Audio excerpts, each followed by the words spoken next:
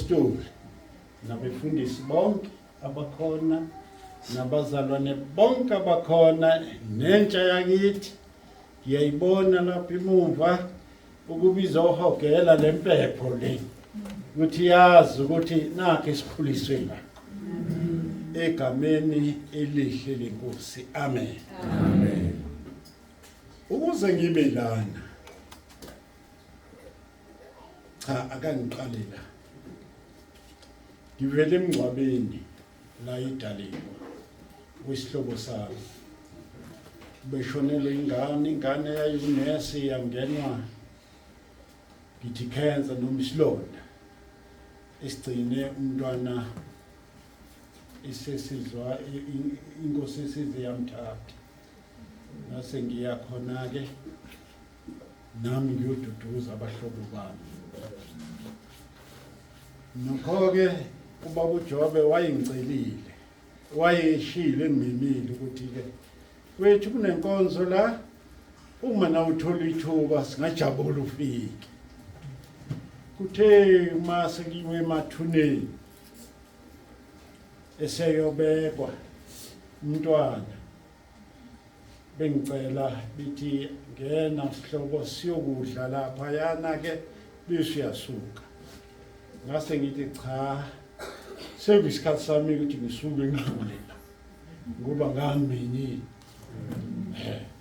nami umuntu ekumenyele fanele ukumjabulisa kumfowethu ngase ngithi umfowethu haya ngijabulise ngidlule nami ngilalele noma nginendlela ke ngimtshenile umfowethu ukuthi fanele ngiphelezele umfana emini yantambama ngiyise eMaritzburg ayogibela ePitoli ngoba fanele ayoqala emsebenzini uyasebenza ngase ngithi cha ngizoqala ngihlale la nami ngithole isibusiso leso ningabanaka abantu bayishole abakuthandayo lokho ukuthi umpostoli uJesu Kristu uyinkosi ngempela kunjalo isibingelelo leso esihle uthi uJesu uKristu uyinkosi umenya kwami ke la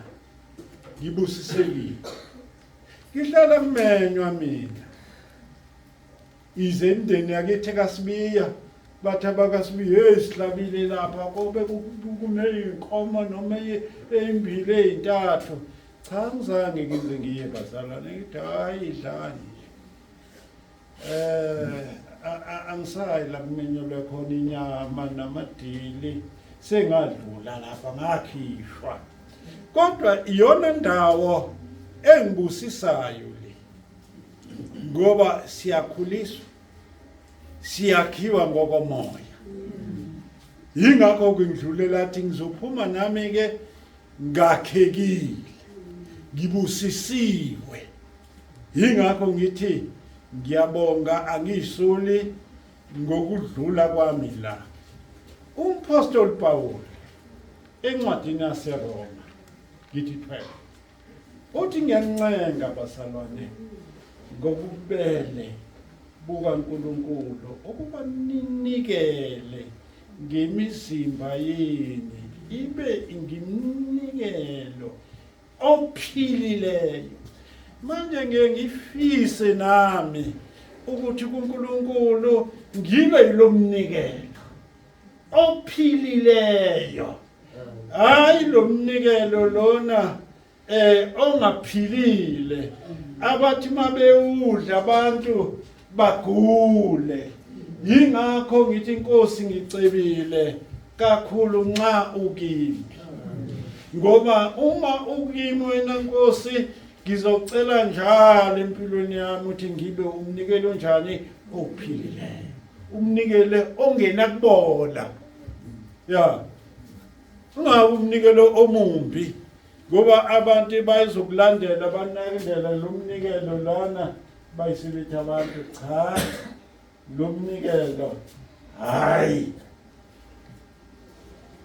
unephunga elibi uma ngithi yawulandela lo mnikelo umnikelo ongaphilile. Yingakho ngithi ngiyabonga uma ngizalana ngizwa abantwana bakaNkulunkulu bebeka okuseza inhlizweni yabo usuzwe inhlizweni nanku umnikelo ophilileyo. Nanku umnikelo ophilileyo. Ekufanele ngibe nami nesicelo uNkulunkulu. Siyasicela uNkulunkulu. Ngicela uNkulunkulu ukuthi hayi uNkulunkulu ngithi uNkulunkulu khona into engibatshena abantu mina ephambi ngithi uNkulunkulu ngiyayicela ungiphi imali. Bakhohlwa abantu ukuthi ucele. Ngimtshene futhi uNkulunkulu angithandi ukweba. Ngoma ngenayo imali ngiyokweba. Angikufuni ukweba. Ngicela ukuthi uNkulunkulu ungenze njani? Ungiphi imali. Bathi yini ucela imali uNkulunkulu? Cha ngiyayidinga imali. uNkulunkulu. Ngoma ngizalana uma ngimemile nawe Nkosi ngizelana nje emotweni ngifakeni upetrol. Uma ngenayo imali ngizothatha imoto ibuye ingena petrol. Ziningi imoto lapha ekhaya. Awu abesethi kodwa umkhulu uthatha imoto lapha noma kodwa uthathe imoto lapha useyibuyisa ngani ayinapetrol. Sengamlimazi. Yayuza lot ngithatha imoto ngiyibuyise engenani ingena petrol. Yingakho ngiyeceleke imali. Ngithi uNkulunkulu ngiyayidinga imali ukuze ngebe upetrol wabanye abantu. Upetrol engihamba ngawo ube isibusise endleleni yakho. Ngiyayidinga imali ngoba uma sengizolokho ngizocela impuphu kuwena njalo uzogcina usuhleba ngami usuthi awu kodwa uSibiya ungaqonde hleba uyinkathazo njalo uthuma iswelethu bese zothumela uzonana uzocela izinto engena kubuyisisa. Ngithi Nkosi ngicela ungiphi imali ukuze ngabe yini inkathazo kwabanye abantu. Athi umpostoli Paul bazalwane baba ningahambi ngokwenyama kodwa nihambe ngokomoya ngoba nina seningabani bomoya. Inyama ikhanuko kwenyama. Yayizwa lonto? Inyama ifuna kwayo okwenyama. Hayi. Busisekile impostoli. Mama impostoli ibandla lonke ukuze bifakaza kuJesu. uJesu uyasiza. Usiza futhi yena ngeqiniso. Ngifisa nami ehambeni kwami awu Nkosi ngibe lo mnikelo ophilileyo othandeka kakhulu. Ngibe lo mnikelo hamba endleleni hayi kunina bazalana ngithanda kunina uthi ngibonwe yinina. Ngithanda kulabo abantu abalapha eBhamshela ababheke kakhulu abasho kakhulu ukuthi uSibiya manje amakholo kodwa ngithi Nkosi ngicela ungisizeke kulabo abantu baseBhamshela ukuthi ngibe umnikela ophilileyo owenza ukuhle uNkulunkulu. Bantu bakithi ngiyabonga ngibusisekile baba umpostoli ngibusisekile sisuka kude nawe kunjalo baba sisuka kude nawe nami usuka ngihlonipha nje ngihlonipha izingane zami ezimbili weza nakumema doza ke uzongithathela umncwabo wafika wazongihlonipha wazothatha umncwabo nawe ngingamema nje emncwabeni kababa uMbalane. Ubaba uMbalane wayishilo wathi ngicela ukungcwadwa abansundu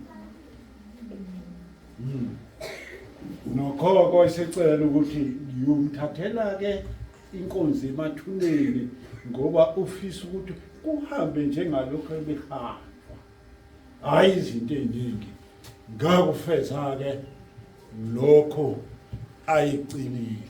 Kodwa ngibonga futhi kakhulu ngiyakulenza iphupho sinje ubaba uSteki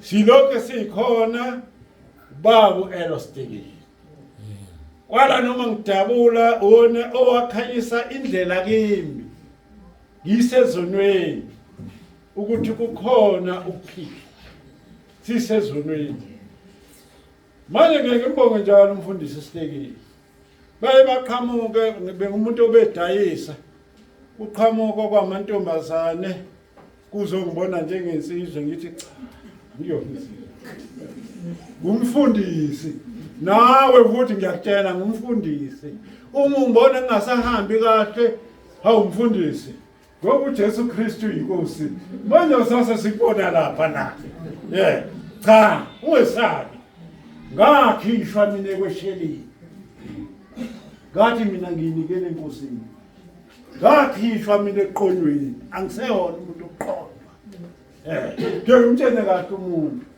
ngakhishwa yena uJesu ngoba eyinkosi empilweni eyinkosi empilweni yingakho ngivuma lelo ukuthi uma uJesu Kristu eyinkosi amanyala nezinto ezimbi siyakulahla senza izinto ezinhle ngeke senza izinto ezinhle sithi wenza izinto ezinhle khona umfundisi uthi wena awunkosi ngithi ngihamba kahle nje awu noJesu bathi kuya akabethele mhlambe nawe mfundisi bayoba khona abude hayi lo muntu uzochitha ibandla lethi akanjani akabethele kodwa ungakunaki lo ungakunaki lo uJesu Kristu eyinkosi uzokuvikela uzokwelusa wayethi umfundisi Sitekile mangiwakhumbula amanye amazwi ngwadla athi ungabesabi labo bantu abakwazi ukubulala lo mzimba kodwa emva kwalokho bengena kwenza lutho sesibasabeke thina laba bantu abakwazi ukubulala kodwa iBhayibheli lithi singabesabi asimesabeni lotho esebulele aphinda thatha afake esokweni bithi ngibusisekile baba umpostoli ungena kwami la ngize ngasho ukuthi ningaphatheki kahle kabi uma sengihamba isizathu sobe sisodwa ngifuna uqonda ukuthi awusimxoshile yini ubaba Sibiya cha aningixoshile ngishilo ukuthi umntwana wami udinga ukuhamba ntambama ukuze ahambe ubusuku bonke ngomsombuluko afika aphumule le ngesonto emayifika lapha ya abesiyoqala ngomsombuluko le etohoza khona angithandanga ukuthi ngingavezi ukuthi ke uSibiya ke sathi kusemnandi kangaka simbona khona okumphathe kabi ningiphathe kahle basala nangolunye usuku uma uNkulunkulu evuma ongibona ukuthi sengithushuka nomama ukumxolisela usimemile umfowethu nomama umama ubelungisa wazi washo wathi naye nasemngcwabeni ngeke akwazi ulungisele ihlelo ukuthi umfana phela ahambe phethe ahambe kulungiselile kukhona akutholayo ukuze ahambe nomphako wendlela yingakho ke ngimxolisela naye bisimenyile kodwa asikwazanga ngibusekile ukuthi uNkulunkulu nani anibusise leli igama lethu uJesu Kristu uyinkosi ningalibaleki uyinkosi ngempela akubaleke laba abasibhuqa ngakho lokho ukuthi phela nje kumthandazo wami ngithi khona iculo engithande noma ngiyibhimbe lithi ngihambise